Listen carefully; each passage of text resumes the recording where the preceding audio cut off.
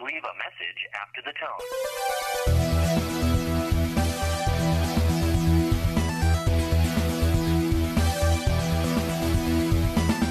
You got several questions due. Your life is going down the tubes. What do you do when you need advice? This is where it gets good. Good night. What am I fighting for? So turn down the lights, pick up the phone and leave a message for the new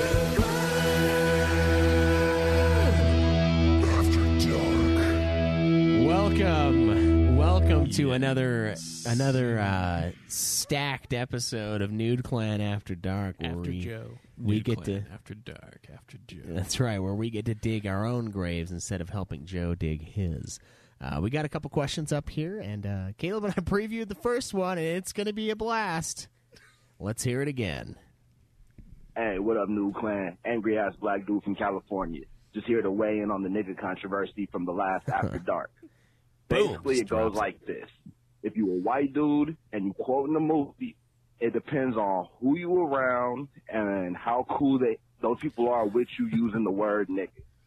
If you a square-ass white dude around some new niggas who you've never met before, nah, you say N-word. You don't say nigga. If you quoting a song, you either bleep that shit out or you just don't say the word. But if you around some black people who you cool with, yeah, you can let a nigga fly in context. And now also, we understand that just because you use the word doesn't make you racist. But we also understand that, I don't know, if you're white, you really just shouldn't use the word just because it don't sound right. It just doesn't sound right. I can agree with that. It's plain and simple. That's just fair. The sonic of it is just horrible. But whatever. Now, when it comes to having a black kid and a friend who's saying the word nigga, that's your house, white dude. You run your house. You tell them little niggas not to say nigga no more. Plain and simple. And then Craig. So on the whole point about like, oh, it can't be both like endearing and a negative thing at the same time, it can be. Think about it like this. If you're broke and all your friends are broke, y'all could call each other broke and then bond over y'all brokenness and how y'all, I don't know, how y'all figure out ways to have fun. Yeah, that's true. But if true. some rich motherfucker shows up and is just like, oh, look at those broke motherfuckers, all of a sudden it's offensive. You kind of feel what I mean? Yeah. It's kind of the same way where, like, if you're broke, you call the rich kids bougie, you call them spoiled, whatever. I don't know what I'm saying, but basically, niggas cool because we're basically flipping it. Something that was bad against us, we're basically saying, like, nah, fine, we are going to be that, but we're not going to be it the way you want us to be that.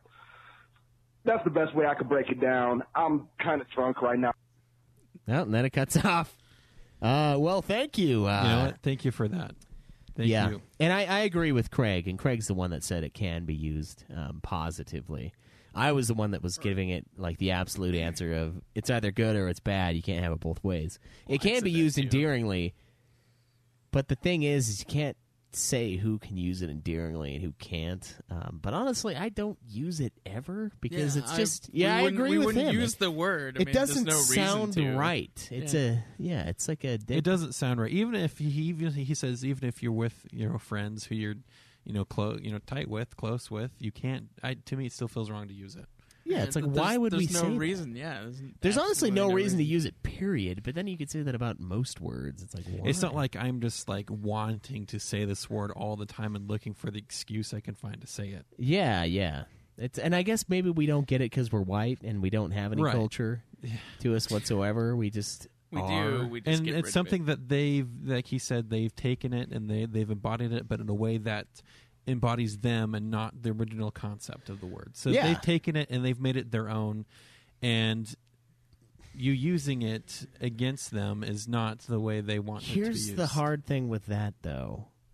If you like the Confederate flag and you use it as like a symbol of like Southern pride, I don't think anyone would ever buy the argument that you're not a racist for flying that flag. You're like, it's not about being prejudiced, it's about being proud of where you come from. That doesn't fly, and that's kind of the same argument. I've seen stories where that's actually the case, though. I have too, but no one gives gives a fuck if you say that's why you've got the Confederate flag. They don't care. it's a symbol of hate, and it's not like it eventually became that, but it wasn't always that way. It doesn't matter. So that's what makes it hard for me to acknowledge that this is kind of the same way, because it's sort of the same thing. Like, it was once a thing, and now it's being used differently. It's like how the swastika is like a backwards symbol of peace but and see, shit. the difference between the two things is the word was used as a form of oppression. It was used to describe someone in a derogatory manner, and they've taken that and changed it to embody something for themselves. Whereas people were using the Confederate flag as a way to oppress people, and they're still using it. And it's not like the person who is being oppressed has now adopted as a descriptor of themselves. I guess that's true. Yeah, it's just difference. I guess whereas the flag became a symbol of oppression, whereas the word was used to oppress people, but they've taken it and made it so it's not oppressive to them anymore,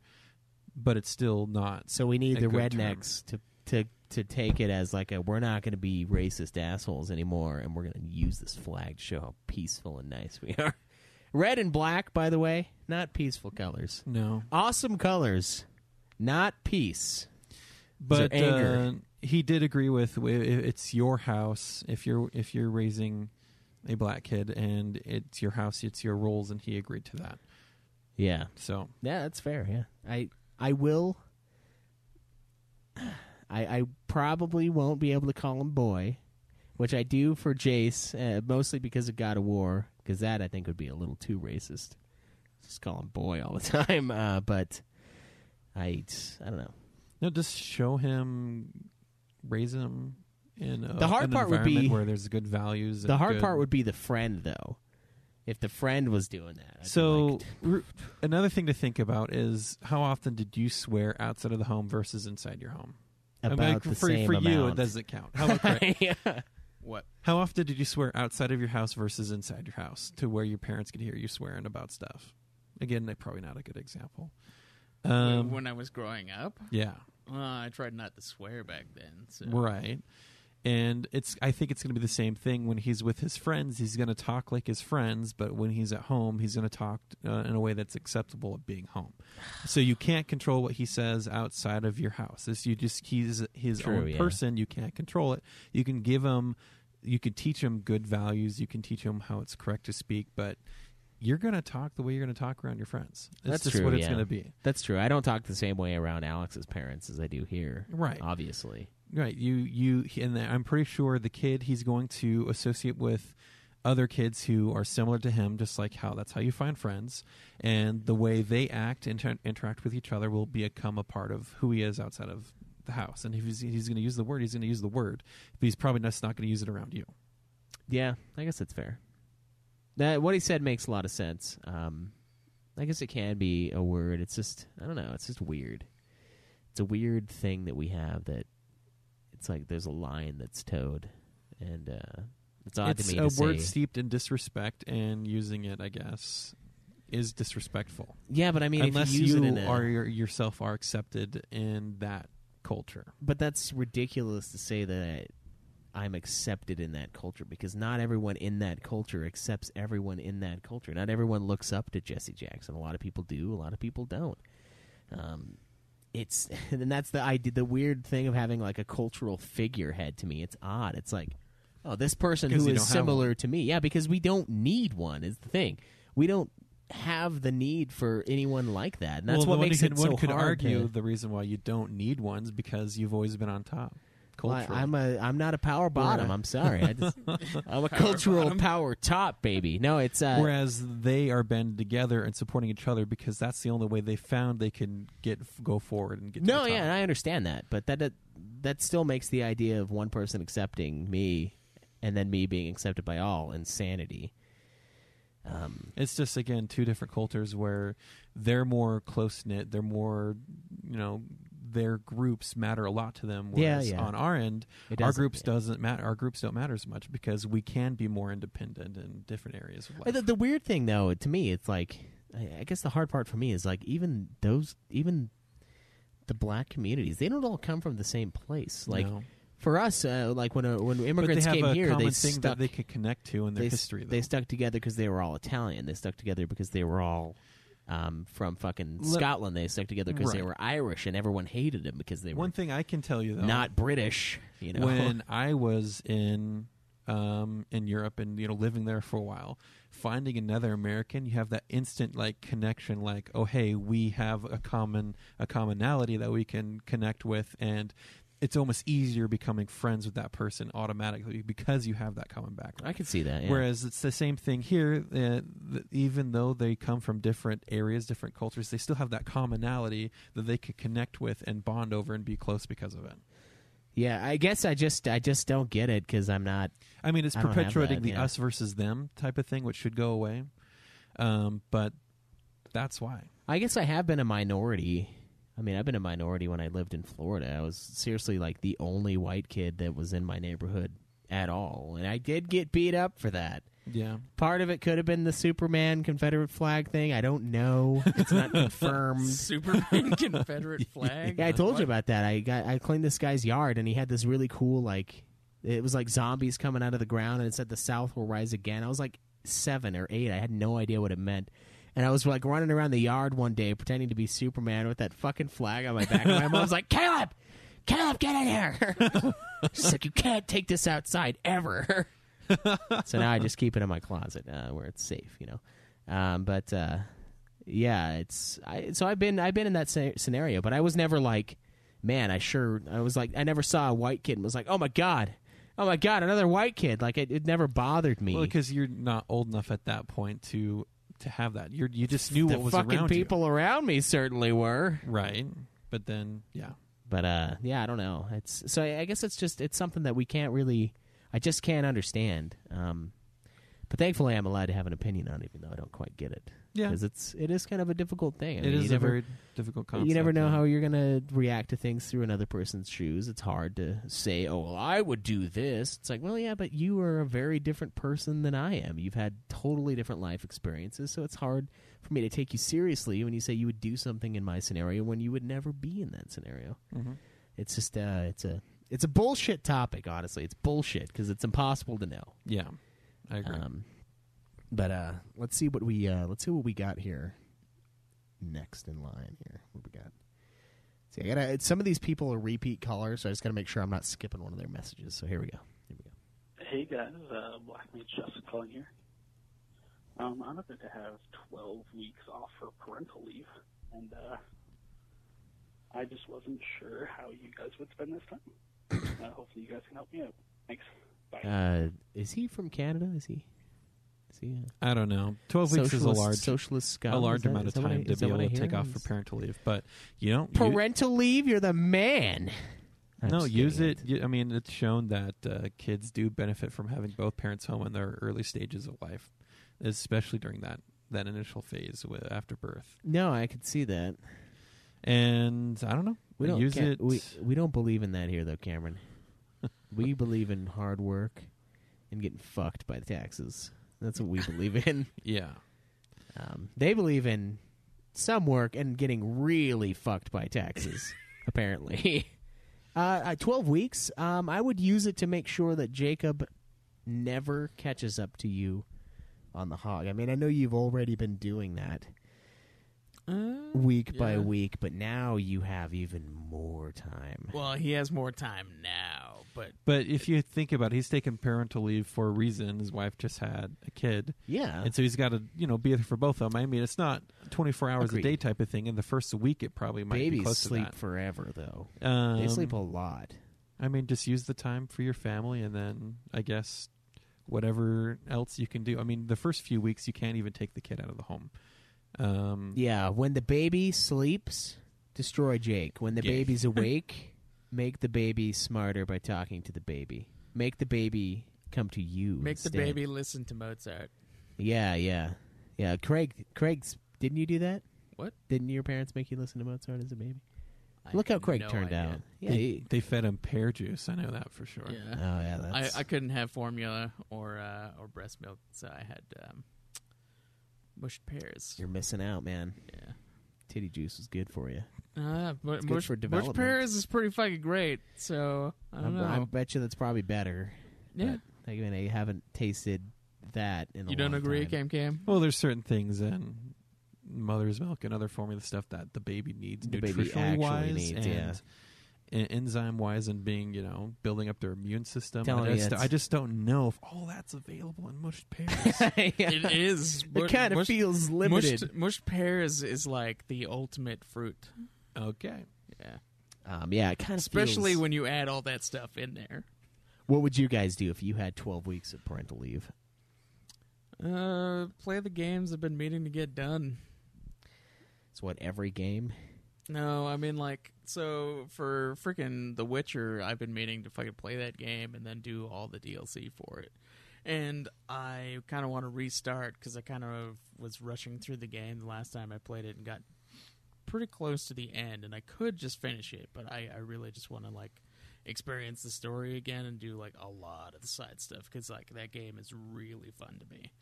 And I've been putting it off because of all the hog stuff I have to do for the show and whatnot, and it's going to take me at least 70 hours to do the storyline and then the two DLC storylines.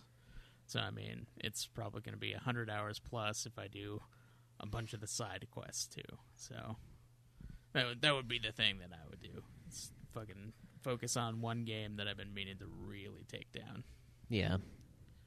I would definitely focus on spending time with the baby, though. Well, yeah, that you want to too, make obviously. it come to you instead of the mother. Yeah, you want to build ultimate the victory. bond with you and not. With I think that I think that the mother's going to win there, just being the source of the food for the baby. You can. I don't know, man. It can try. When I lived with my father down in Ephraim, there was my, I guess would be step nephew. When he was born, like I was the one that bonded with him because like they would just leave him in my charge. And Well, so, that is and not so a that sign baby. of That baby loved the fuck out of me That's more just- than literally anyone. That's else. just a sign of neglect, Craig. I'm where the aware parents of that. neglect, and that's not I'm- the situation we're I'm talking aware about of that. now. I'm just saying that. Where in a normal family situation, the kid's going to bond with the parents. Yeah, and I he's- think more so the mother because of the mother being This guy's the caring Canadian. and He's and bonding. food. All right. Yeah. He gets 12 weeks to do that. Which is unheard of here. Getting Yeah. that much I think you parental get time that off. much as You know, the woman. When do Canadians baptize their children in maple syrup? Is it like It's on the birth bed, I believe, when they have the bottles as the baby comes coworker out. Is of it, mine- Oh, is it when they come out? Okay. Coworker of mine, his wife just had their second baby, and he took a whole week off. And that's just crazy. A whole week gone from work. It's just like, do you even Yeah. care about your job anymore? Yeah, it's a totally different culture here. Yeah, and it came out of his PTO. I don't think we get separate parental leave. Yeah, So- I know Alex, where she works, she gets like Well, they 4 do have that months. written in for females who have children, not as much for males. That's kind of crazy because, like, yeah, it is important for them to be around you Yes. when they're little. You need to have both parents present. The really fun thing is little videos of like babies and like the doctor is talking to the baby and then the dad is talking to the baby and the baby will like move towards the dad because it's been hearing the dad's voice like through the mother's sack and like flesh. The mother's Your descriptors The- are just so good. Yeah. Through the bulbous sac fluids and all that, and they can hear you, so they Yeah. come to you or the mother first because they've I heard want that voice. Schwartz to teach an anatomy lesson. Yeah. So here we have the woman's sack. This sack holds the child while it's being while it's growing and like becoming enlarged, and then the sack will come out. And some people eat the sack. I don't eat the sack, but some people can eat the sack. Usually comes out afterwards, and that's called the afterbirth. And then the dogs eat the sack, and so they think that's what we should do as well for some reason. Yeah, because dogs are the penultimate masters of food. To some, They also eat their own shit, but I don't see that catching on. Yeah. That's not as appealing as the sack with some pepper on it, but yeah. Yeah, I would definitely spend some time. Well, with the I think family, he's but- going to obviously do that. And I would get less sleep than normal. Probably stay up, watch some shows, just catch up. Do what Craig said, like catch up on the things that you wish you had time for, that now you do because you're off for almost a month. Yeah. That's crazy to me. Or no, what do you say? 12 weeks? 12 weeks. Oh, that's That's 3 like 3 months. months, yeah. That's sick. Do you get paid for that? Yep. Good God. Man. I don't know if he does or not, but paid maternity leave is a thing. So Yeah, that's no. usually what it is. Alex would, yeah.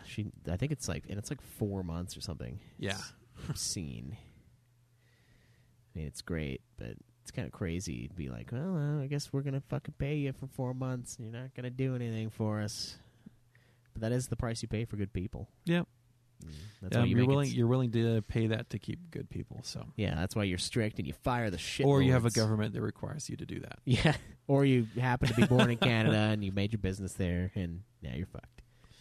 But yeah, It's slowly starting to change here, very ever so slowly, but yeah, it's a little slower and like easier, I guess. But we have a lot of things to fuck over businesses here too, though. To be clear, but nothing that extreme. I mean, again, it's just hard with paternity leave, like what you can do, just because you just did have a new baby, your wife is exhausted, or your partner is exhausted, and that time is supposed to be spent with your family, and it's hard to leave just because the baby can't leave, so you can't go out and explore more with your family. Can't really treat it like a vacation as much. You're pretty much stuck inside. Yeah, you'll probably get cabin fever.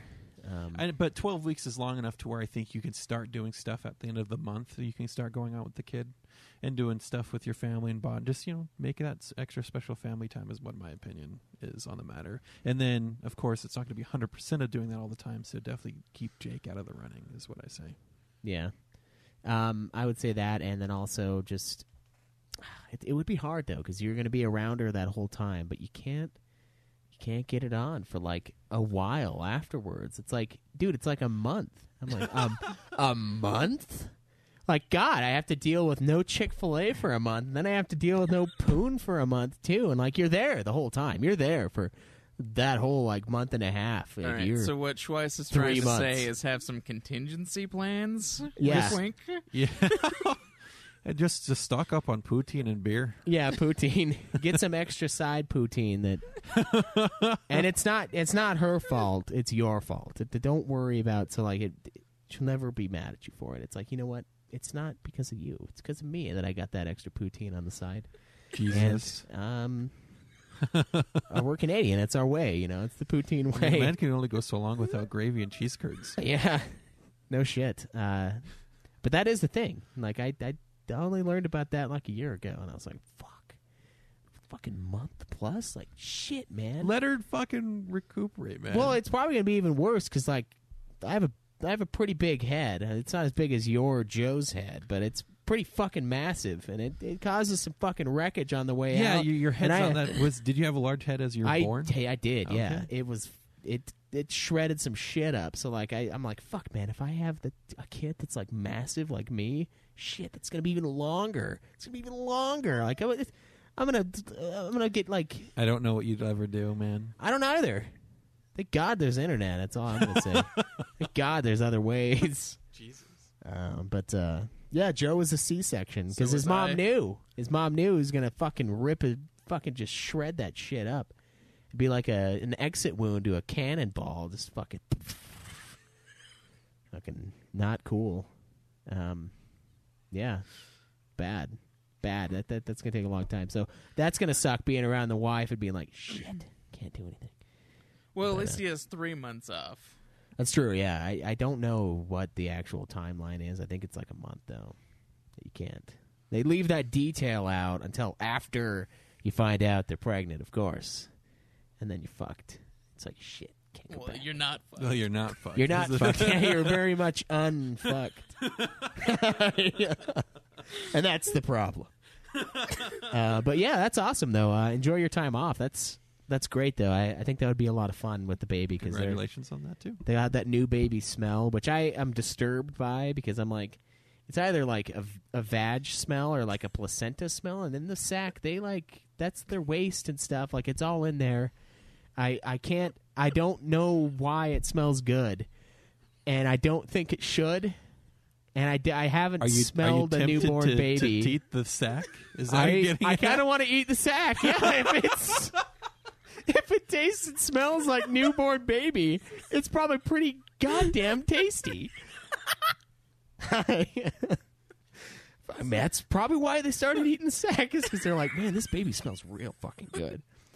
You should fry up that thing that came out with it, the aftermath. Oh, good God. Fucking. Are you searching? Fucking sack Does with placenta taste like newborn baby smells? the fucking sack with some placenta gravy. Oh, God, Caleb, that's Jesus, just calm Some fucking placenta down. gravy. That's what you've been wanting. Maybe it is some of that placenta poutine for those Canadians. Placenta poutine. God damn. It's just, I actually enjoyed poutine to this point, and you're gonna It's fucking pretty mess good, it up yeah. for me. I think everyone enjoys poutine. fuck. Well, thank you guys for the questions. It's been a fun, eventful, and not too bad of an episode of No, Really not at Fun all. After Dark. I don't think we'll get in any arguments on Twitter for this one, but guess we'll have to wait and see, guys. Until next week, please remember to submit your questions to our phone line, 385-204-3921. That's 385-204-3921. Ask us anything you want. We'll dig our own graves with your question. Thank you guys for hanging out, and we'll see you next week.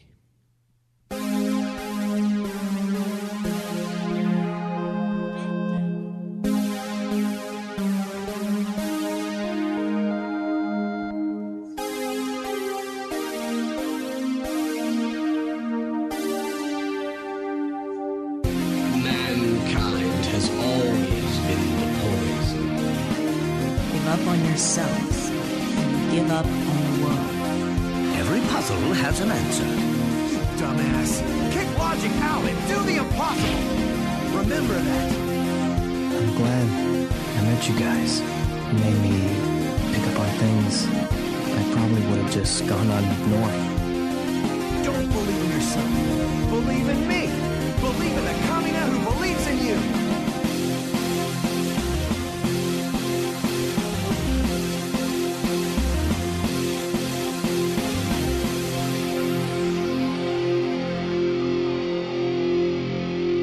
Everybody deals with grief differently, right? Some people fuck at funerals. I cut off heads.